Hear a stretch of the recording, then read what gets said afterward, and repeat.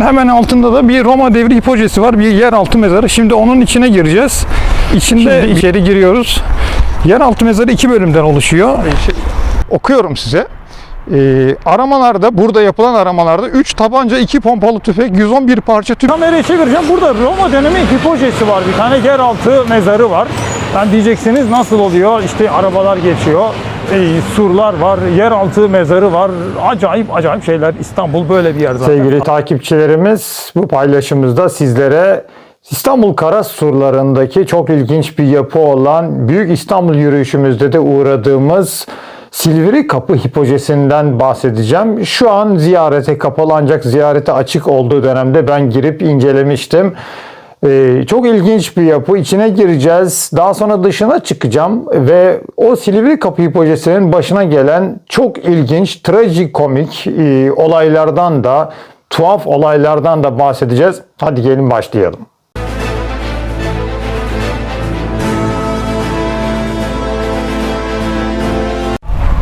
Evet, Tarihin Seferi takipçileri, şimdi İstanbul'da hemen gelebileceğiniz kara surlarında bir Roma devri yeraltı mezarı var. Roma devri hipojesi yeraltı mezarı. Şimdi ona gireceğiz. Burada arkamızda Silivri Kapı, Pege Kapısı Roma devri ismi. 35 ve 36. kuleler gözüküyor. Onun arasından geçer Silivri Kapı, Pege Kapısı ve önümüzde de 37. kuleyi görüyorsunuz. 37. kulenin hemen altında da bir Roma devri hipojesi var. Bir yeraltı mezarı. Şimdi onun içine gireceğiz. İçinde bir şeyler anlatacağız. Sonra dışına çıkıp bu yeraltı mezarının neden buraya yapıldığına dair bir şeyler anlatacağız. Şimdi içeri giriyoruz. Yeraltı mezarı 2 bölümden oluşuyor. Birinci bölüm burası. Beşik tonoz var. Bir narteks gibi yapılmış kiliselerdeki. Kapının üzerinde bir lentoda haç kabartmasını görüyorsunuz. Bir Hristiyanlık devri mezarı. 4. veya 5. yüzyıl olduğu düşünülüyor bu yapının. Şimdi içeri giriyoruz. Burası uzun zamandır kapalıydı. Şimdi bakalım. Evet. Şimdi sağımızda lahitler görülüyor. Burada da bir lahit var. 4'ü kireç taşından bunların. Karşımızdaki Prokonesos mermerinden yapılmış. Şimdi anlatalım bakalım bunlar nelermiş. Kiboryon, içinde bir haç gözüküyor. Sanat tarihinde kiboryon yapısı şu üstündeki. Yanında Roma soylusu, karısı ve kocası burada. Şimdi eşi burada, kocasını biraz anlatalım. Kocası toga giymiş ve burada fibulası var. Fibula arbalet şeklinde. Arbaletli fibula demek, bu bir asker aslında adam. Zaten burası da bir askeri savunma yapısı. Kara surlarının orada bir Roma mezar yapısında olduğu için şaşırtıcı değil. Hemen yanında da eşi var. Ellerini açmışlar bunlar. Dua eder şekildeler. Eşi de ellerini açmış, dua eder şekilde. Yanında bir çocuk var. Bir elinde kutsal kitabı tutuyor. Bir elinde de takdis işareti yapıyor. Hemen yanında başka bir mezar var. Lahit bunlar. İşte bu bir lahit, kapaklı lahit. Şimdi bu da diğer lahit. İçindeydi bu cenazeleri. Burada da İbrahim'in İshak'ı, Hazreti İbrahim peygamber İshak'ı kurban etmesi gösteriliyor. Karşımızdaki lahitin üzerinde kiboryon var. Hazreti İsa'nın sembolü, işte ki ve ro harfleri. Kristos bunlar. Hemen lahitin üst tarafında fresk var. Freskte burada, şimdi tabii çizilmiş burası. Niye bu hale geldiğini anlatacağım bu yapının. Kır'daki yaşayan insanları burada resmetmişler. Öyle yazıyor kaynaklarda. Hemen burada Musa'ya 10 emrin verilişi. Buradaki lahitte de bu kabartma yapılmış. Hemen yanındaki lahitte de görüyoruz. Hazreti İsa 12 havarisi. Yalnız burada önemli olan Hazreti İsa'nın genç bir şekilde betimlenmesi. Bu erken Roma sanatı özelliği zaten. Beşik tonozlu bir hipoje, Roma devri hipojesi. Şimdi dışına çıkalım ve burası hakkında daha ilginç bilgiler verelim. Neden burayı yaptılar? Şimdi şuradan genel bir görünüşüne bakalım. Şöyle yapının. Gördüğünüz gibi karşıda bir Prokonesos mermerinden lahit. Şimdi dışarıya çıkıyoruz. Burası çok uzun zamandır kapalıydı. Benim tavsiyem bir an önce buraya gelip görün. Burayı tekrar kapatabilirler ve bir daha da göremezsiniz. Ben çünkü uzun zamandır görmek istiyordum burayı.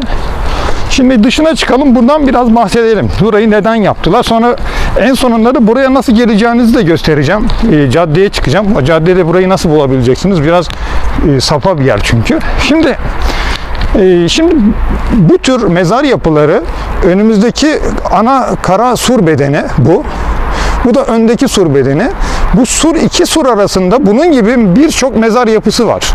Şuradan gittiğiniz zaman ileride birçok mezar yapısı, araştırmacılar bunları çıkarttılar ortaya. Ve bu sur bedenlerinde kenarlarda, mesela şunun gibi yerlerde bu yazıtlar da var. Orada mesela işte mezar vardır diye mezarla alakalı yazıtlar. Sonra grafitiler var. Bu bölgeye ciddi anlamda gömü yapılmış. Bunun anlamı nedir? Niye buraya gömü yapıyorlar? Şimdi o devrin insanları kenti surlarla koruyorlar ama bir de manevi koruyucular olsun istiyorlar. Yani atalarımız, dedelerimiz de bizi bu surlarda ruhlarıyla korusunlar istiyorlar diyorlar. Surların dışına gömü yapılması zaten çok moda. Hatta Osmanlı devrinde bile yapılıyor bu. Günümüzdeki bu surların hemen dışına çıksanız, burası bildiğiniz gibi Eyüp'ten ta Kazlıçeşme'ye kadar mezarlık dolu zaten. Yani hala gömü yapılıyor hatta. Bu bir toplumsal hafızada yaşayan bir gelenek de olabilir. Şimdi bu Roma mezar yapısından bahsettik, Hipoce'den bahsettik. Burada gömülerin yapıldığından bahsettik. Bu tabii ilginç bir yapı. Burada olması. 1988'de buluyorlar bunu. Ümit Serdaroğlu, Profesör Doktor Ümit Serdaroğlu ve ekibi tarafından bulunuyor. Bulunduktan sonra burada işte bu içindekiler yayınları falan yapılıyor. Tabii tam korunamıyor. İçindeki az önce gördüğünüz mermerler çalınıyor. Gazi Osman Paşa'da bunlar tekrar bulunuyor. Hatta burası bir ara tinercilerin evi oluyor. İçki içiliyorlar çok ciddi, kötü anlamda, böyle uyuşturucu kullanılıyor bunun içinde. Bir türlü otorite altına alınamıyor burası. O tabii kaçırılan tarihi eserler, az önce gördükleriniz, bunları bakıyorlar burada koruyamayacağız. Ne yapıyorlar? Arkeoloji müzesine götürüyorlar. Az önce gördüklerinizde mülajları bunlar. Yani bunların replikaları içeride gördükleriniz. Gerçekler arkeoloji müzesinde. Neredeler? Ben onları gittiğimde göremedim ama herhalde başka bir yerde sergileniyor veya ben bir şekilde onlara rast gelemedim. Burası ile ilgili tabii ilginç bir şey daha söyleyeceğim size. Milliyet Gazetesi'nde çıkmış bir şey var burası ile ilgili. Milliyet Gazetesi'nde bir yazı çıkıyor burayla alakalı. Burada bir arkasında ev yapılıyor. Şu bölgede herhalde bir de ev var. Buraya ev yapılmış buraya da. Sonrasında tabii burada da olaylar dönüyor. Hatta burada yapılan bir olay. Milliyet Gazetesi'nden aynen okuyorum size. Burada yapılan aramalarda 3 tabanca, 2 pompalı tüfek, 111 parça tüp içinde işte uyuşturucu falan bunlar bulunmuş. Yani çok garip şeyler yaşamış burası. Sonra tarihi Hipoce'nin kapısında koltuklar ve masalar var. Böyle yazıyor gazete. Arkada bulunan Hipoce'nin ne kapısı ne de uyarı levhası var. Bir dönem kaçırılmaya çalışılırken polis operasyonuyla ele geçirilen parçaları İstanbul Arkeoloji Müzesi'ne teslim edilen lahitlerin bulunduğu odanın içi bira ve şarap şişeleriyle dolu. Yani burada ciddi anlamda tabii işte çok iyi şeyler olmamış. Tarihi Hipoce'nin yanındaki bölüm ev haline getirilmiş. Herhalde şu yan taraftan bahsediyor. Kaçak elektrik ve su tesisatı da bulunan evde yok. Hani hatta elektrik su da bağlamışlar Hipoce'nin yanında yaptıkları eve. Evin yerlerinde de parke döşemişler. Yani adamlar parkeci çağırıp burada parke döşemişler. İlginç olayların olduğu bir şey.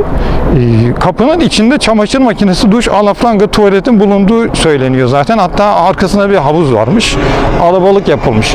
Şimdi bölgeden çıkıyoruz ve buranın nasıl geleceğinizi göstereceğim size. Yani bu yapıya nasıl geleceksiniz onu göreceğiz.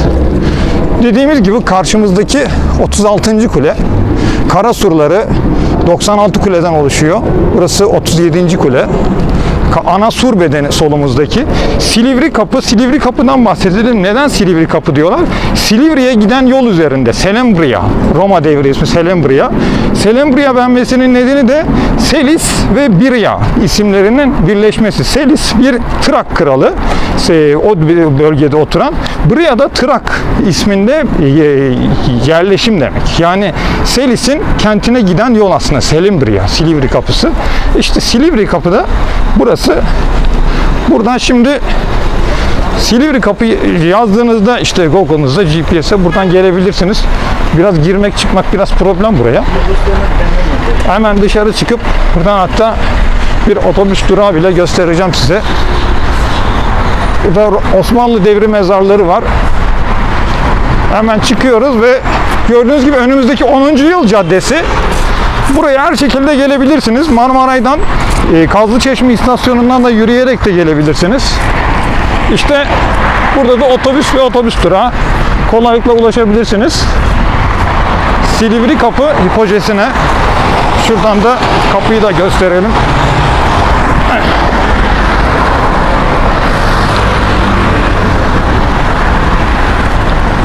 Evet, yayınımızı burada bitiriyoruz. Silivri Kapı hipojesine bir an önce gelip görmenizi tavsiye ediyoruz. Tekrar kapanmadan, ben çünkü bunu yıllar önce çok zor görmüştüm. Tekrar görmek neredeyse 20 yıl sonra nasip oldu. Görüşmek üzere. Silivri Kapı'dan tüm takipçilerimize iyi günler.